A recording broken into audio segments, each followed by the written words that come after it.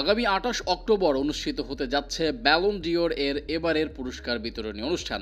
France football এবং উয়েফার যৌথ উদ্যোগে ২০২৩-২৪ ফুটবল মৌসুমের সেরা খেলোয়াড়ের স্বীকৃতি দেওয়া হবে ওই দিন, যেখানে বারবার উঠে আসছে তিনটি নাম। তারা হলেন রিয়ালের দুই তারকা ভিনিসিয়াস জুনিয়র ও জুড বেলিংহ্যাম এবং ম্যান সিটি মিডফিল্ডার রদ্রি। ধারণা করা হচ্ছে এই তিনজনের একজনের হাতেই উঠবে বিদায় মৌসুমের সেরা ফুটবলের পুরস্কার। তবে স্প্যানিশ সংবাদ মাধ্যম মার্কার দাবি, রদ্রি বেলিংহাম নয়, পুরস্কারটি উঠতে যাচ্ছে রিয়ালের ব্রাজিলিয়ান তারকা ভিনিসিয়াস জুনিয়রের হাতে। গত মৌসুমে রিয়াল মাদ্রিদের জার্সিতে দুর্দান্ত কেটেছে ভিনিসিয়াস জুনিয়রের। আগামী ২৮ অক্টোবর প্যারিসের চাতালে থিয়েটার অনুষ্ঠিতব্য ব্যালন ডিওর অনুষ্ঠানে ভিনিসিয়াস জুনিয়রই হতে চলেছেন অনুষ্ঠানের মূল আকর্ষণ।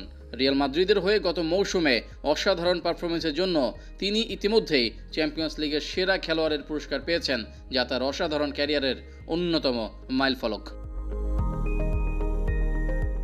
ব্রাজিলিয়ান এই তারকা গত মৌসুমে রিয়াল মাদ্রিদের জয়ে প্রধান ভূমিকা পালন করেছেন। তিনি সাপোর্টিং রোল থেকে শুরু করে দলের কেন্দ্রীয় খেলোয়াড় হয়ে উঠেছেন। বিশেষ করে চ্যাম্পিয়ন্স লিগের ফাইনালগুলোতে তার অসাধারণ পারফরমেন্স তাকে শীর্ষে নিয়ে এসেছে। শুধু তাই নয়, ব্যালন ডিওর জয় করার দুদিন পরেই মাদ্রিদের গ্রান ভিয়ায় নাইকি তাদের স্টোর পুনরায় চালু করতে যাচ্ছে, যেখানে ভিনিসিয়াস এবং সোনালী রঙের থিম থাকবে তাদের অন্যতম প্রধান আকর্ষণ হিসেবে। এছাড়াও গোল্ডেন বুট ইতিমধ্যেই তার জন্য প্রস্তুত করা হয়েছে।